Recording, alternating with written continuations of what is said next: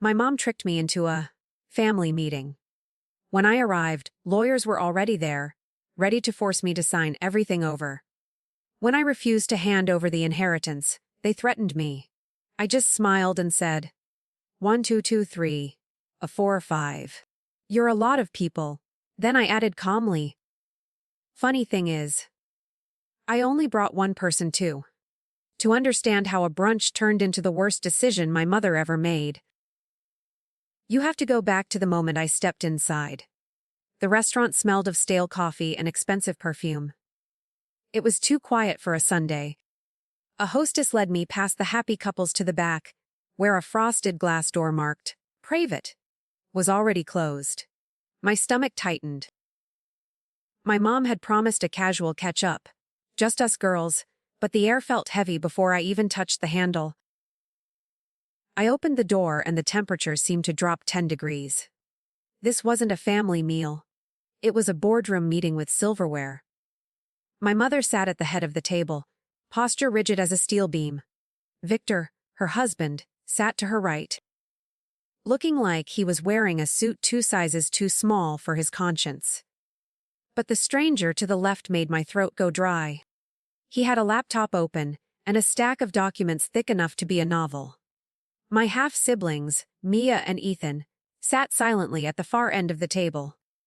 No menace were on the table, only a single, expensive pen placed precisely in the center. I realized immediately that I was the prey. "Amelia? Please sit," the stranger said, gesturing to the empty chair like he owned it. He introduced himself as Daniel, an estate attorney helping the family explore quittable options. The way he said, "family," made it sound like a corporate merger. He slid the paperwork across the polished wood. It was a redistribution agreement. He spoke about fairness and how my father's will was outdated. My mother nodded along, eyes wet with practiced tears, acting the part of the grieving widow perfectly. I didn't touch the paper. I just asked what happened if I didn't sign. The tears on my mother's face evaporated instantly, replaced by a cold, sharp look I knew too well. Daniel's voice dropped an octave. He mentioned litigation costs, freezing assets, and how messy probate could get if I wasn't cooperative. Victor finally spoke up, muttering about how I was being selfish while my siblings needed college funds. They weren't asking for help. They were demanding a ransom for my peace of mind. My heart hammered against my ribs, but I forced my breathing to stay steady. My dad had warned me about people like this. He told me bullies always assume you are alone. I looked at the 5 of them, feeling the weight of their greed pressing down on me. I reached into my bag not for a pen, but for my phone.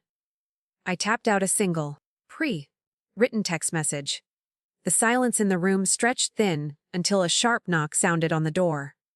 The door opened, revealing Elena, my father's attorney, standing there like a shark in a navy blazer.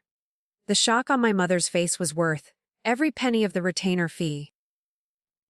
As Elena calmly introduced herself and took the seat next to me, the air in the room shifted from interrogation to standoff. Seeing my mother's polished veneer crack reminded me that this war didn't start today. It started 15 years ago in a kitchen that smelled of lemon cleaner and unspoken resentment. My dad, Richard, was a software engineer who drove a Honda until the odometer rolled over twice. He packed leftovers for lunch and thought a good time was debugging code or watching old sci-fi movies. My mom, Laura, hated that simplicity. She wanted the gated community address and the shiny SUV that screamed success to the neighbors. She treated money like a magical resource that replenished itself, while Dad treated it like a finite tool that required constant maintenance. When the split finally happened, the chasm between them became legal doctrine. California is a community property state, meaning the court took everything they had built and sliced it right down the middle. My mom saw the settlement as a winning lottery ticket, a chance to finally upgrade her lifestyle. My dad saw it as losing half of his life's work. He moved into a modest condo near Carlsbad, while she bought a house she couldn't afford in Orange County. I stayed mostly with my dad. Our weekends weren't filled with shopping sprees or country clubs. We ate tacos on the couch and watched documentaries about the ocean. It was quiet, but it was real. During those nights, he didn't just teach me how to drive, he taught me how to read a spreadsheet. He explained compound interest, the danger of credit card debt, and why you never sign a contract you haven't read 3 times. He was arming me. Visits to my mother felt like stepping onto a movie, set where I hadn't learned the lines. She married Victor, a realtor who smiled too much, and they had Mia and Ethan. They were the perfect, color-coordinated family for her Christmas cards. I was technically in the photos, but I always felt like a prop placed there to round out the composition. Iclet. She only called me to brag about Victor's sales or complain that my father wasn't sending enough support. My dad never badmouthed her. But he stopped hiding the truth. One evening, after a particularly aggressive demand from her for extra money, he sat me down at our small kitchen table. He looked tired, the gray in his beard showing under the harsh overhead light. He told me that people who live beyond their means eventually run out of road. He warned me that when the money dries up, desperate people don't care about blood ties or fairness. I didn't realize until much later that he wasn't just giving me advice. He was giving me instructions. While my mom was posting vacation photos, he was quietly meeting with estate planners. He was ensuring that everything he built would bypass her entirely. He knew that one day she would come for what was left. And he wanted to make sure I could stand my ground.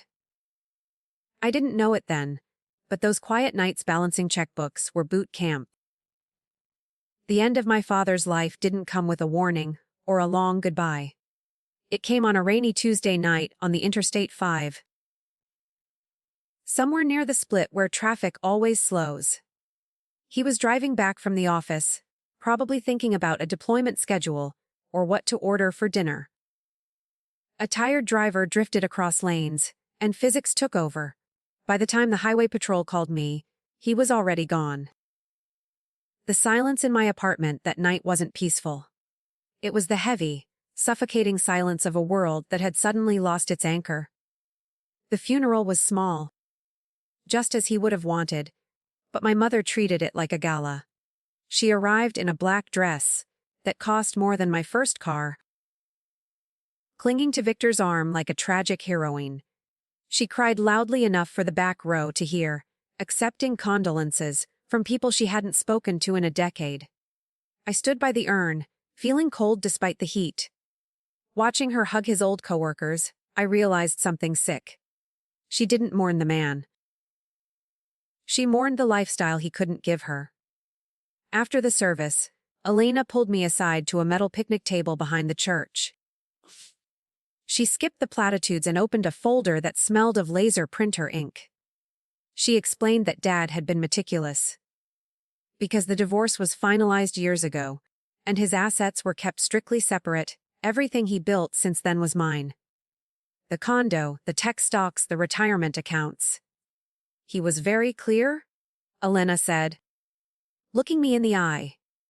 He wanted you protected from interference. The word hung in the air like a storm cloud. I should have felt guilty hearing that I was the sole beneficiary, but instead, I felt a strange, fierce pride. He had shielded me from beyond the grave. My phone buzzed in my pocket, before I even left the church parking lot. It was a text from my mother. "No, how are you?" Just a long paragraph about how we needed to handle things.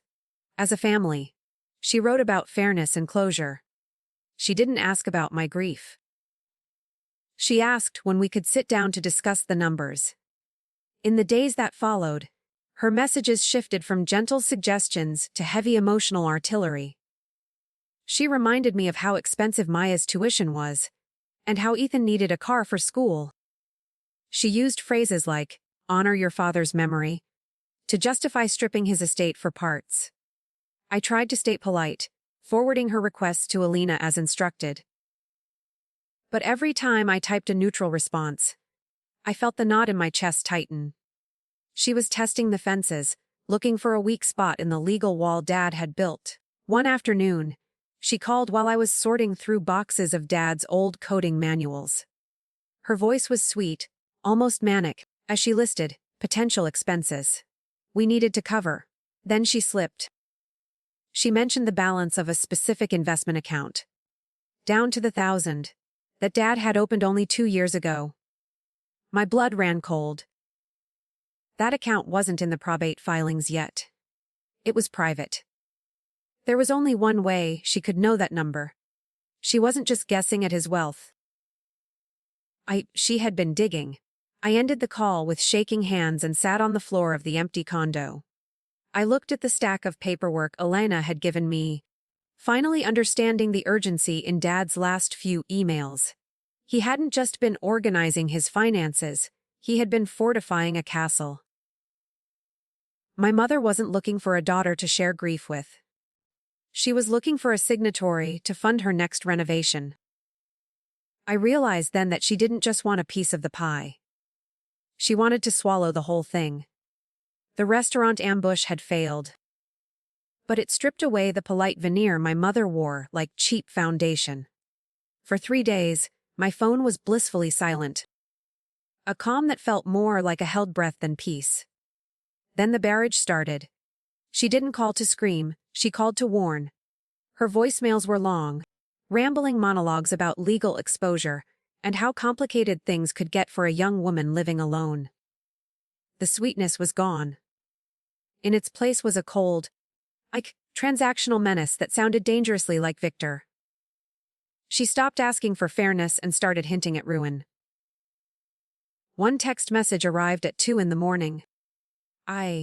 Glowing neon in the dark of my bedroom. It mentioned my credit score and how easily a contested probate could freeze my assets for years. She wasn't just venting. She was reciting a script written by someone who knew the system. I forwarded every screenshot to Elena, my hands shaking as I typed the timestamps. It felt less like dealing with a grieving parent and more like negotiating with an extortionist. Elena's advice was strict: do not engage. Silence is your shield. She told me over a secure line, warning that anything I said could become ammunition in court. So, I became a ghost. I let calls go to voicemail and filtered emails into a folder labeled evidence. It was agonizing to listen to my mother cry on a recording, begging me not to destroy the family, only to have her tone snap to ice, cold rage 10 seconds later. The duality was terrifying. I was watching her rewrite history. When the emotional hooks didn't catch, the tactics shifted gears. I started getting odd notifications on my phone. First, it was a subscription confirmation for a service I hadn't used in years. Then, a forgot password email from a utility company. Small things, testing the perimeter. It felt like someone walking around a house at night, trying every doorknob to see which one was unlocked. I sat at my desk, watching the alerts roll in, realizing that my privacy was being picked apart by invisible fingers. The real scare came on a Thursday afternoon while I was working. A notification popped up from my primary email provider, password reset requested. A second later, my phone buzzed with a verification code I hadn't asked for. My stomach dropped through the floor. This wasn't just a utility bill anymore. This was the master key to everything. My bank, my brokerage, my dad's estate documents. I stared at the 6-digit code, knowing that somewhere, probably in an Orange County living room, my mother was waiting for me to slip. I called Elena immediately, my voice cracking as I explained the digital siege. She didn't sound surprised, which somehow made it worse. If they can't move you emotionally, Amelia, they will try to move you financially, she said, her tone professional and grim. She explained that desperation makes people reckless. They weren't just trying to guilt me into signing a check anymore, they were looking for a backdoor to write it themselves. We had to treat this as a hostile attack, not a family dispute. I spent that night changing every password, I owned to random strings of nonsense characters. I enabled two-factor authentication on accounts I didn't even know I had. My dad's voice echoed in my head, reminding me that in the modern world, your data is worth more than the cash in your wallet. I looked at the glowing screen of my laptop, feeling like I was barricading the doors against a storm. I didn't know it then, but I was locking the gates just as the wolves arrived. A few days later, a new email landed in my inbox. It wasn't the clumsy spam I expected. It looked exactly like an alert from my primary bank, complete with the correct logo and the right shade of navy blue. The subject line screamed, "Urgent. Unauthorized transaction detected." My pulse spiked. I hovered my mouse over the link, almost clicking out a reflex, before I noticed the URL. It was off by one letter. They weren't just guessing anymore, they were building traps. I sat back, staring at the screen while the room felt suddenly cold. This wasn't a generic blast sent to thousands of people. The transaction, cited in the email, was for a specific electronics store my dad used to love. That detail was a hook designed specifically for me. I called the bank directly, using the number on my card, not the email. They confirmed no emails had been sent. Someone was curating a personalized nightmare to steal my credentials. I forwarded the raw header data to Elena's forensic contact. The reply came back within hours, confirming my suspicion. The email originated from a service often used to mask identity, but the timestamp was telling. It was sent exactly 10 minutes after I ignored another one of my mother's calls. The correlation was too tight to be a coincidence. My mother was weaponizing her knowledge of my father's habits against me. It felt less like fraud and more like a violation. If they were trying to break into my digital life, I couldn't trust my physical boundaries either. I drove to the electronics store and bought a Ring doorbell and 2 floodlight cameras. Walking through aisles, I felt paranoid, like a spy in a bad movie. I kept checking over my shoulder, half expecting to see Victor's shiny SUV in the parking lot. I wasn't just a daughter grieving her father anymore. I was a target hardening a facility against invasion. Installing the cameras took all Saturday. I climbed the ladder with a drill in my hand, aiming the lenses at the walkway and the cluster of mailboxes near the street. My neighbor, Mrs. Gable, watched me from her porch with a confused frown. I didn't wave. I was too busy syncing the feeds to my phone, creating a digital perimeter around my life. When the live view flickered onto my screen, showing the empty street, I finally exhaled. Elena called that evening with an update on the phishing email. The forensic tech had managed to trace the IP address through a lapse in the sender's VPN. It wasn't bouncing through Russia or China. It was a residential IP address, located in Orange County, less than 5 miles from my mother's house. The hacker wasn't a stranger in a hoodie. It was family. The betrayal settled in my gut like a stone. They were willing to commit felonies. I looked at the map on my computer screen, tracing the short drive from their house to my condo. They weren't just attacking me from behind a keyboard. If they were desperate enough to spoof a bank, they were desperate enough to show up. I turned up the volume on my phone, making sure I would hear the motion alert if it chimed. I felt ridiculous buying security cameras to protect myself from family, until the day the sensor finally pinged. Tuesday was mundane. I was in a Zoom stand-up meeting, nodding along to a product manager discussing sprint velocity. My phone sat face up on the desk, a silent grenade waiting to go off. I had almost convinced myself the paranoia was getting the better of me. Maybe the phishing email was just a coincidence. Maybe they had given up.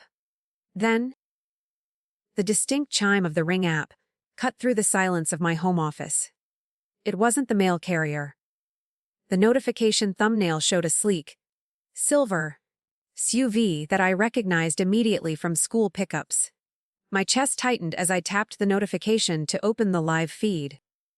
The camera buffered for a second, before snapping into sharp focus. Victor's car was idling at the curb, the exhaust puffing white in the cool afternoon air.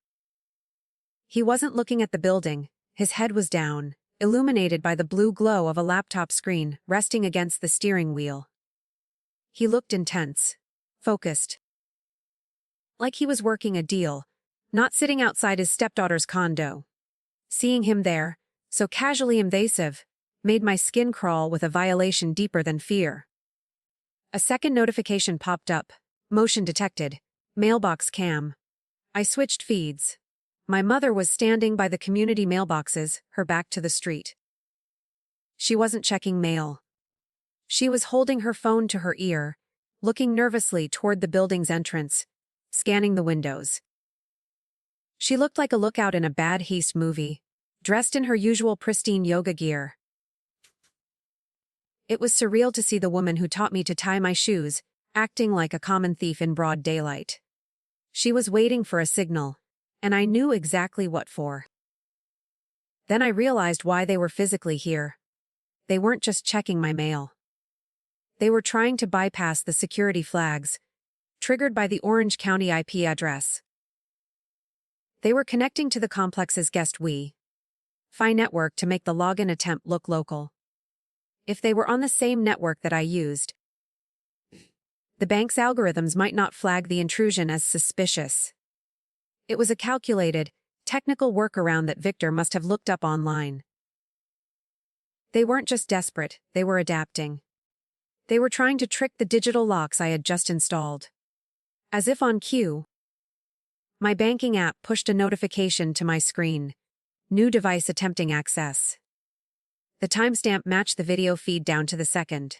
I watched Victor type something on his laptop in the car, and simultaneously, a text message with a 2-factor authentication code arrived on my phone.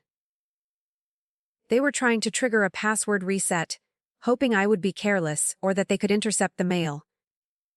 It was a synchronized attack. I didn't panic this time. I felt a cold, hard clarity settle over me. I pressed screen record. I let the camera roll, capturing everything. The timestamp, Victor's face illuminated by the screen. My mother pacing by the mailboxes, and the relentless ping of security alerts on my phone. I didn't run outside to scream at them. I didn't call the police immediately.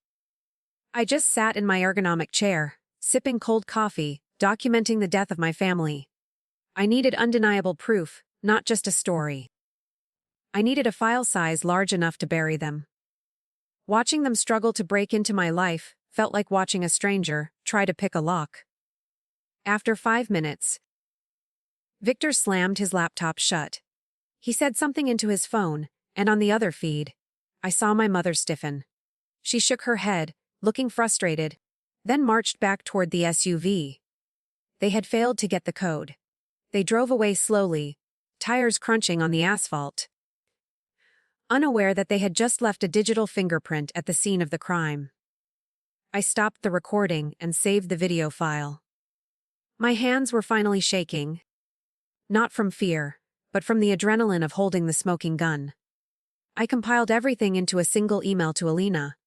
The video files, the bank logs, the text message timestamps and the IP trace. I hit send and called her office immediately. When she picked up, I didn't have to explain much. I just said, they came to the house. Elena reviewed the files while we were on the line. Her professional detachment evaporated.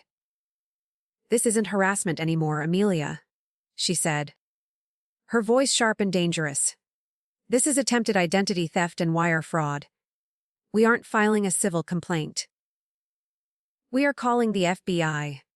I hung up and stared at the empty street on my monitor. For weeks, I had felt like a daughter trying to navigate a messy dispute. I had worried about being ungrateful or harsh. But as I opened the FBI's Internet Crime Complaint Center website to file the report Elena requested, that guilt vanished. I wasn't losing a mother today. I was catching a criminal who happened to share my DNA. I watched my mother trying to crack my password and realized the only thing she had successfully broken was the last tether I had to her. The courtroom wasn't the polished oak theater I expected from television dramas. It was a windowless box that smelled of floor wax and anxious sweat, lit by humming fluorescent tubes. I sat at the plaintiff's table, clutching a cup of cold coffee, trying to stop my leg from bouncing under the desk. Elena sat beside me, her presence a silent fortress of calm, amidst my internal storm. Across the aisle, the defense table felt miles away. Today wasn't about feelings or family therapy. It was about defining the line between blood relations and criminal intent. My mother arrived dressed for a funeral, wearing a modest black dress intended to scream. Grieving widow.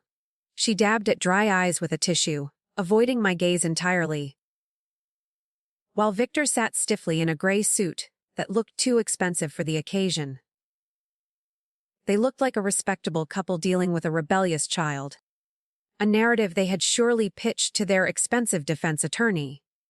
But as they settled in, I saw the tension in Victor's jaw. He kept checking his watch, unaware of the gravity of the evidence sitting nearby. The prosecutor began without theatrics, laying out the charges with a dry, mechanical precision that made everything sound worse. He didn't use words like betrayal or heartbreak. He used terms like unauthorized access, wire fraud, and identity theft. It stripped away the emotional fog my mother relied on, leaving only the jagged edges of their actions exposed. Hearing a stranger describe my mother's desperate texts as coercive grooming tactics felt like a slap in the face. It was the first time someone outside my head acknowledged that what happened wasn't normal parenting. Then came the video evidence, played on a large flat screen monitor mounted on the wall. The footage from my mailbox camera flicker life, grainy but damning. There was my mother, standing guard on the sidewalk, glancing nervously over her shoulder like a lookout for a drug deal. The courtroom was silent, the only sound the hum of the hard drive. Seeing her there, furtive and calculating, stripped away the last shreds of my childhood denial. She wasn't checking on me. She was an accomplice waiting for the coast to clear. The feed switched to the angle from the driveway, showing Victor hunched over the steering wheel. The prosecutor paused the video, highlighting the blue glow of the laptop illuminating Victor's focused face. Then, he displayed a graphic next to it, the timestamp from my bank's security log, showing a failed login attempt.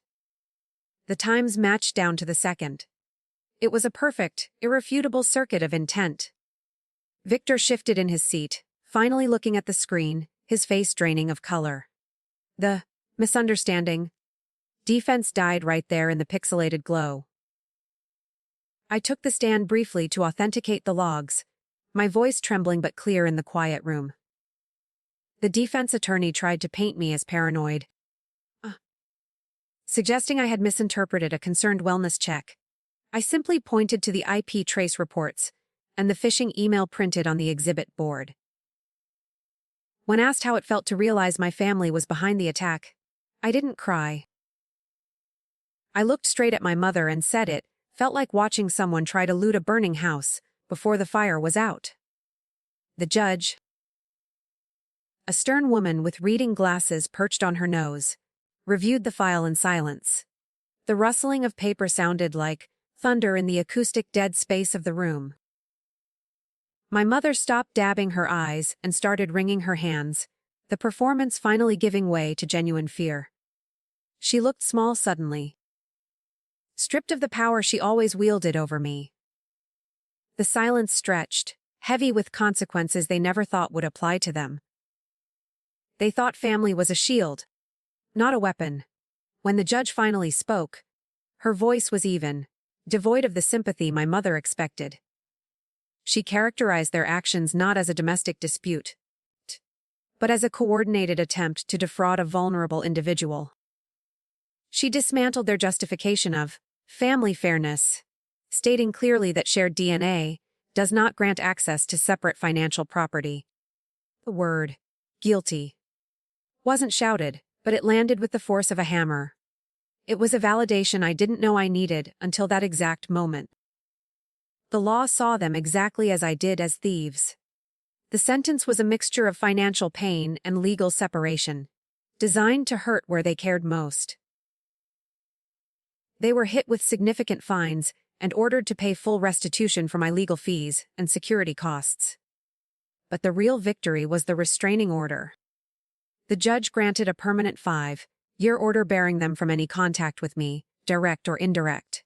No texts, no emails, no drive-bys. It wasn't just a piece of paper. It was a wall. The judge evicted them from my life, legally enforcing the silence I craved. As we filed out, the final blow landed, quiet and devastating. The prosecutor mentioned referring the fraud conviction to the state licensing board regarding Victor's real estate credentials. I saw the moment Victor understood. His shoulders slumped as if his spine had been removed. No license meant no commissions, no luxury leases, no funding for my mother's facade. I walked past them in the hallway without slowing down, my heels clicking a steady rhythm on the tile. The judge didn't just give me a restraining order. She gave me my life back. The silence in my condo wasn't heavy anymore. It was peaceful. For the first time in a year, I woke up without checking my phone in a panic. No longer expecting a barrage of guilt, tripping texts or threats of litigation.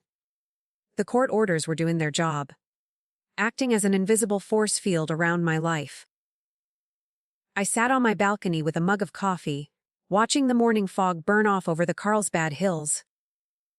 The terror of the last few months felt like a fever dream I had finally sweated out. Elena came over later that week to finalize the last of the estate transfer. We didn't talk about my mother or Victor. Their names were redacted from our conversations, just as they were effectively redacted from my future. We shifted the liquid assets into low-risk index funds and set up the retirement accounts my dad had always preached about. Looking at the spreadsheet, I didn't feel the heavy weight of blood money anymore. I felt capable. I was building a fortress that no one could breach again, brick by solvent brick. Curiosity got the better of me one night, and I checked a mutual friend's social media feed. The photos of the sprawling Orange County house were gone, replaced by generic shots of a much smaller apartment complex. Victor's real estate page was inactive, his license revocation clearly a matter of public record. My mother's endless posts about her blessed life had vanished, silenced by the crushing reality of restitution payments and social embarrassment. They were still out there, living the consequences of their greed, but they were no longer my problem to solve.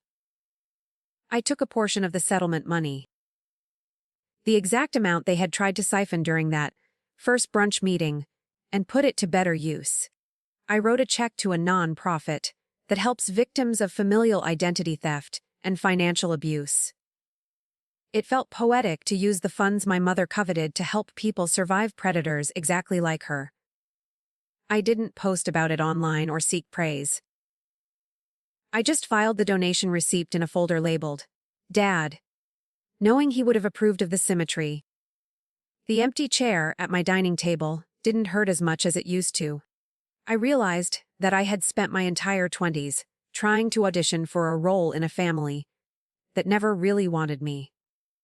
Letting go of that fantasy was the hardest part, but it was also the cure.